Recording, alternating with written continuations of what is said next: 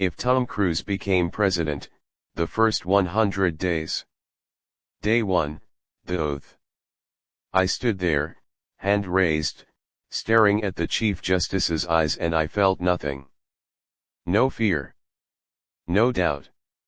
Just the cold calculation of a man who'd jumped from planes at 25,000 feet, who'd hung from the side of a moving aircraft, who'd held his breath underwater for 6 minutes. This was just another stunt. Except this time, the whole world was watching, and failure wasn't an option. I do solemnly swear. The words left my mouth, but my mind was already 3 moves ahead.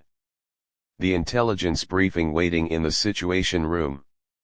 The nuclear codes in the football. The enemies, both foreign and domestic, who were right now planning their first test of the new president. They thought they knew me. Hollywood pretty boy. Action star playing dress up in the Oval Office. They had no idea what was coming. As the applause erupted, I turned to face the crowd, 2 million people on the National Mall, and billions more watching around the globe. I didn't smile. I didn't wave. I just locked eyes with the camera and spoke 6 words that would define everything to come: America doesn't negotiate. America wins. The gasps were audible. The media would lose their minds. My advisors would panic. Perfect. I needed them all off balance. Because what I was about to do in the next 100 days would either save this country or destroy it completely. And honestly, I wasn't sure which outcome I preferred. Day 3, the purge. Sir, you can't just fire the entire cabinet. I looked at my chief of staff, a career politician who'd worked for 3 previous administrations. Soft hands. Softer spine. I'd picked him specifically because he represented everything I was about to dismantle. Watch me. By noon, I'd accepted the resignations of every single cabinet member. Not because they were incompetent, though many were, but because they represented the old way.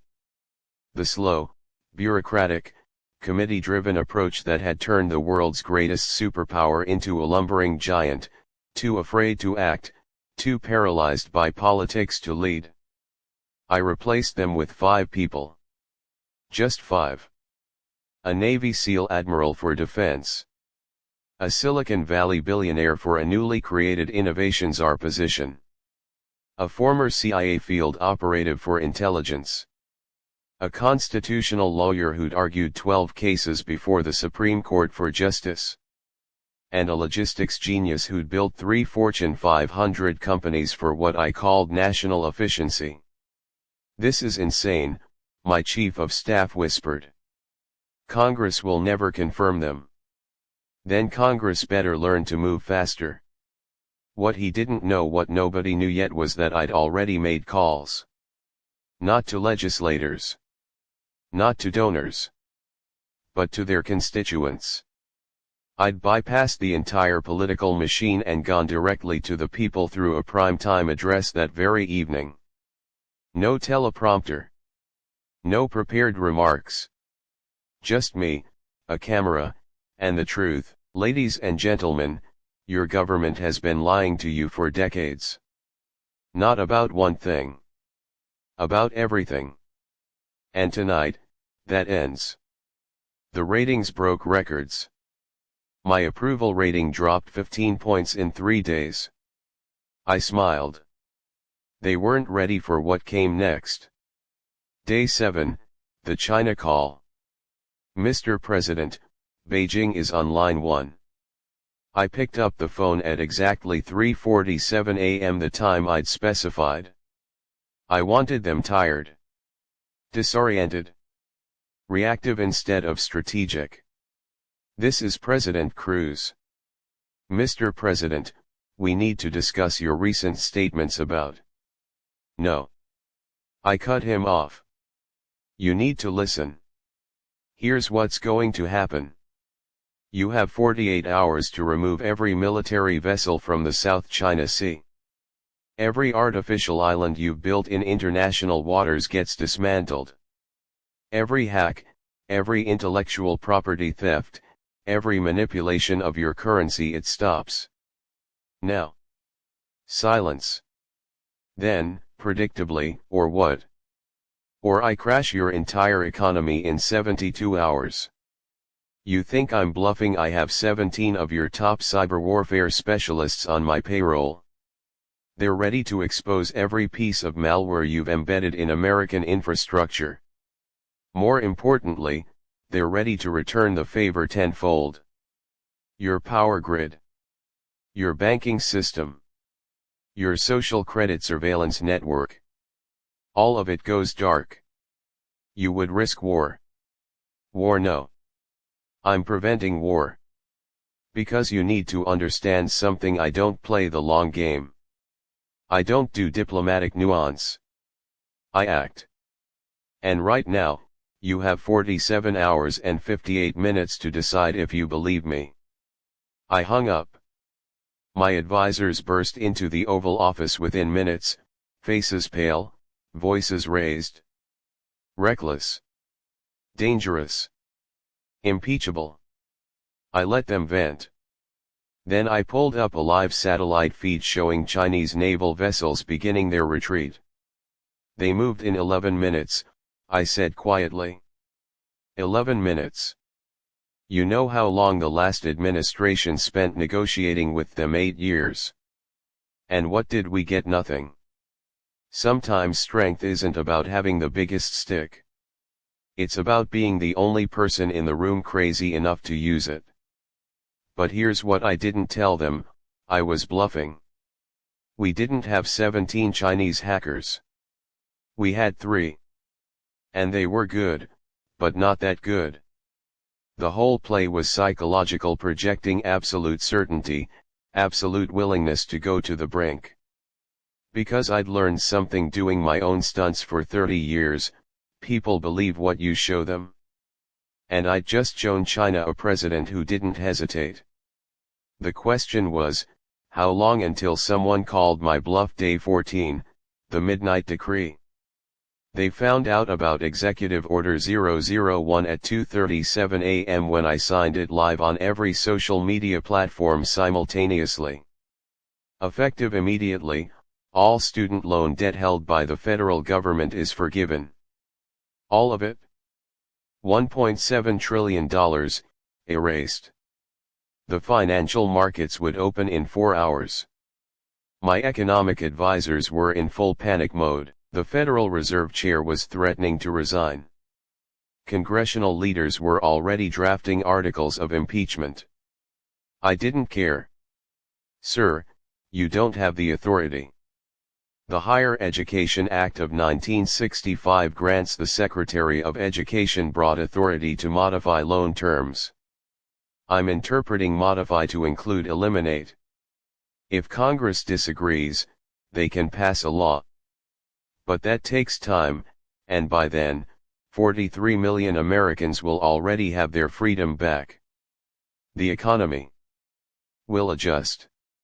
You know what kills an economy? An entire generation so buried in debt they can't buy homes, start businesses, or take risks.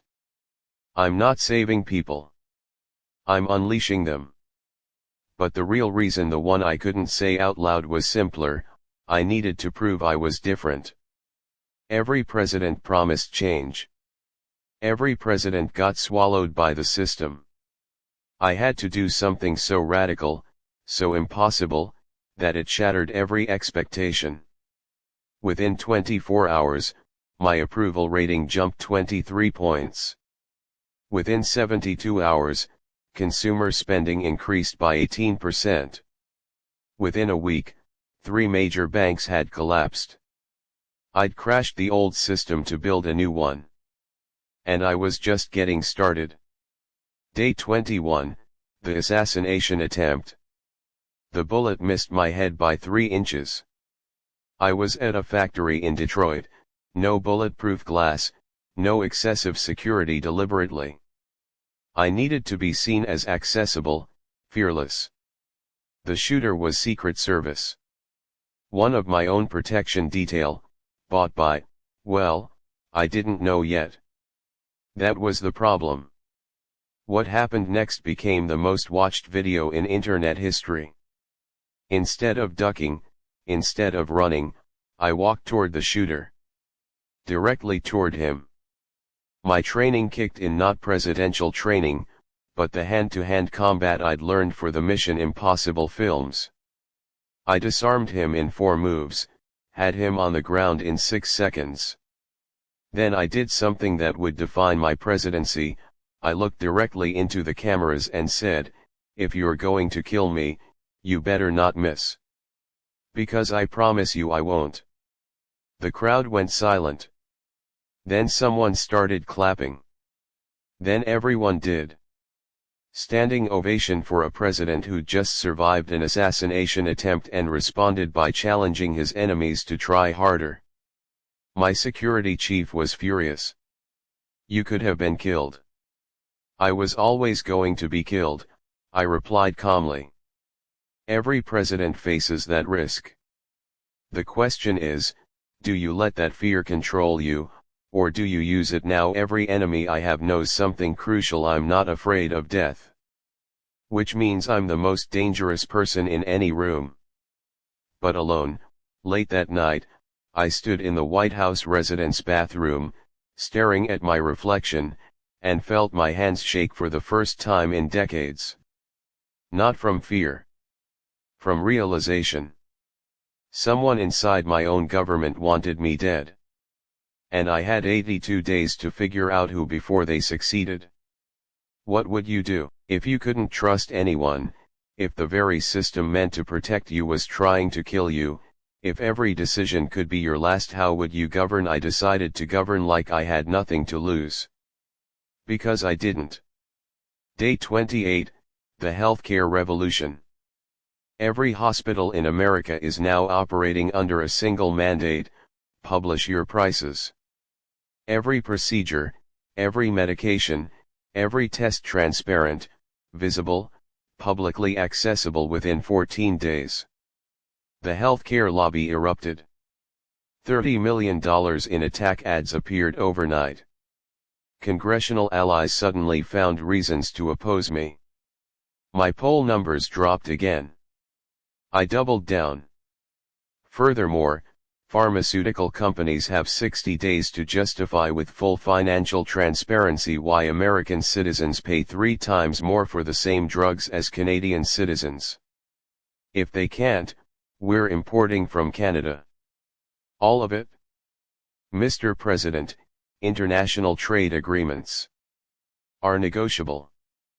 People dying because they can't afford insulin, not negotiable. But here's the truth nobody wanted to hear: I wasn't doing this out of compassion. I was doing it out of calculation. Healthcare costs were destroying the economy, crippling small businesses, creating a permanent underclass. You can't have a strong nation with a sick, bankrupt population. Plus, I needed a villain. Every great story needs one. The healthcare industry was perfect: rich, powerful, universally hated. By attacking them, I positioned myself as the hero fighting the corrupt system. Image management. Just like Hollywood. Except people were really dying while I played politics with their lives. That thought kept me awake most nights. Day 35, the climate gambit. They called me a hypocrite. Private jets, mansions, a carbon footprint larger than small countries. How dare I talk about climate change? So I sold everything. Live streamed the entire auction. Every house, every car, every luxury item. Kept one modest apartment in DC, donated $300 million to renewable energy research, committed to flying commercial for the remainder of my term. If I'm asking America to sacrifice, I go first. The gesture was genuine. It was also strategic. I needed environmental groups on my side for what came next: the most aggressive climate legislation in American history, passed through executive order. Every federal building would be carbon neutral within 5 years. Every government vehicle electric within 3. Every subsidy for fossil fuels eliminated immediately. Every coastal military base, billions in infrastructure would begin planned relocation due to rising sea levels. The military-industrial complex exploded. Defense contractors threatened to pull campaign funding from every member of Congress. Oil companies launched the largest propaganda campaign in history. I went on offense. They're calling me radical for acknowledging reality. Miami is flooding. California is burning. Iowa farmers are losing entire harvests. This isn't politics. It's physics. And unlike politicians, physics doesn't care about your opinion. But in private briefings, I learned the terrifying truth: we were already past the tipping point. Even with aggressive action, we'd locked in catastrophic changes. I was fighting a war we'd already lost. I couldn't tell the public that. Hopelessness breeds chaos. So I lied. Optimistic projections. Achievable targets. A future we could build together. First presidential lie. It felt surprisingly easy. Day 42, the Russia problem. Putin called me directly. Bypassed all diplomatic channels, all protocol. Just a private line, 4 a.m. Washington time. Tom, he said, first name basis, like we were old friends. You're making mistakes. Enlighten me. You think strength means aggression. It doesn't. Real power is patience. You're moving too fast, making too many enemies. Your own people will destroy you before I ever need to. Is that a threat? It's advice. From one leader to another. I hung up. Then immediately called an emergency NSC meeting. How much of our infrastructure has Russian malware in it? The silence was answer enough. Sir, we believe. Not what you believe. Facts. Numbers. What can they shut down right now? Portions of the power grid in 14 states. Water treatment facilities in 8 major cities. Air traffic control systems in. Stop. Here's what you're going to do. You have 72 hours to purge every system. I don't care if we have to shut down half the country to do it. We're pulling every piece of foreign code out of critical infrastructure. That will cost billions and cause massive disruptions. What's the alternative? Wait until they decide to flip the switch. But the real question haunted me: why hadn't they already? Russia had the capability to cripple America. Why show restraint unless they were waiting for something? Or someone? The insider who'd tried to kill me. The forces working to undermine every initiative. The slow, creeping realization that maybe Putin was right. My real enemies weren't foreign. They were already inside the gates. Day 49, the confession. I did something no president had ever done. I went on live television and admitted I was wrong. 3 weeks ago, I signed an executive order that I believed would strengthen our economy. It hasn't. It's created unintended consequences that are hurting working families. So I'm reversing it. Today. No spin. No excuses. I was wrong. My advisors thought I'd lost my mind. Presidents don't admit mistakes. It shows weakness. I disagreed. You know what's weak? Pretending to be infallible. Letting ego override evidence. The American people didn't elect a king. They elected a human being. And human beings make mistakes. The question is, do you learn from them? Authenticity as strategy. Vulnerability as strength. The public response was overwhelming. For the first time in modern political history, a president's approval rating increased after admitting failure. But some failures can't be fixed with honesty. Day 56, the midnight knock. They came for me at 3:17 a.m. Not assassins. My own Attorney General, flanked by FBI agents, looking grim. "Mr. President, we need to talk." "In private?" We went to the Situation Room. He laid out photographs, financial records, communications transcripts. "Sir, we have evidence that your campaign received illegal foreign contributions. Significant amounts. From multiple countries." I stared at the documents. Some I recognized. Most I didn't. "I didn't authorize this." "We know. Your campaign manager did. Without your knowledge. But legally, you're responsible." The trap snapped shut. They'd gotten me. Not through violence. Through the very system I was trying to reform. What happens now? That depends. You can fight this, drag it through courts, claim ignorance, let it consume your presidency. Or you cooperate with the investigation. Full transparency. Let the chips fall where they may. Every political instinct screamed at me to fight. Call it a coup. Rally my base. Burn the system down. Instead, I thought about why I'd run for president in the first place. Open the investigation. Full access. No executive privilege. If I go down, I go down clean. He looked genuinely shocked.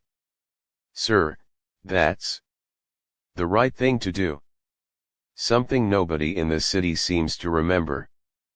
But as they left, I realized the beautiful, terrible truth: I'd just signed my own political death warrant. The investigation would take months. Maybe years. Everything I'd built would crumble. Unless I could finish what I started in the 44 days I had left. Clock's ticking. Day 63, the final push. With my presidency potentially ending in disgrace, I made a choice: go bigger, not smaller. Effective immediately, I'm proposing the American Renaissance Act. Universal basic income for every citizen. Free community college. Massive infrastructure investment. Funded by a wealth tax on the top 0.1% and the closure of every corporate tax loophole. Political suicide. Even my allies abandoned me. "You've lost your mind," my chief of staff said. "This will never pass." It doesn't have to pass. It just has to start the conversation. For 50 years, we've been told certain things are impossible. Universal healthcare impossible. Free education impossible. An economy that works for everyone impossible. I'm calling bullshit. You're going to be impeached. Probably. But I'm going to force them to impeach a president who was trying to help ordinary Americans. Let them explain that vote to their constituents. The political calculation was simple: I was already finished. Might as well finish on my own terms. But late that night, alone in the Oval Office, I wondered, was any of this real? Had I actually changed anything? Or was I just another ego-driven celebrity playing out a fantasy while real people suffered the consequences? I didn't have an answer. Day 77, the truth. The investigation concluded. My Attorney General returned to the Situation Room with his final report. "Mr. President, we've traced the illegal contributions. Your campaign manager was working with a consortium of defense contractors, pharmaceutical companies, and foreign actors. They wanted you elected because they thought you'd be easy to control, a Hollywood star playing president. Were they right?" He smiled. No, sir. Which is why they tried to kill you. When manipulation failed, they moved to elimination. We've made 17 arrests. Including your original chief of staff. The man I'd trusted with everything. Betrayed from day one. The good news is you're cleared. No evidence you knew about any of it. The bad news is the scandal will haunt your presidency regardless. Perception matters more than truth. I nodded slowly. How much time do I have? Based on the political realities, maybe 23 days before Congress starts impeachment proceedings anyway. They don't need evidence. They just need votes. 23 days to change everything. Or accept that some systems are too broken to fix. Day 89, the speech. I addressed a joint session of Congress. No prepared remarks. Just me and the truth. I came to Washington believing I could change the city. I was wrong. You can't change a system that doesn't want to be changed. But here's what I learned, the system isn't the problem. We are. Every single one of us who accepts corruption as normal. Who treats compromise as weakness. Who puts party before country, power before people, winning before truth. I've made mistakes. Probably more than any modern president. I've been too aggressive, too reckless, too confident. But I've never stopped fighting for what I believe is right. And I never will. In 11 days, my first 100 days will end. Congress will likely impeach me. History will probably judge me as a failure. A cautionary tale about celebrity politicians. But I want you to remember something, for 100 days, we proved change was possible. Student debt was forgiven. Healthcare became transparent. Climate action started. Were these solutions perfect? No. But they were actions. Real, concrete actions. Not studies. Not committees. Not empty promises. America doesn't need a perfect president. It needs a president who tries. Who fails. Who gets back up and tries again. That's what I've been. That's what I'll continue to be for however many days I have left.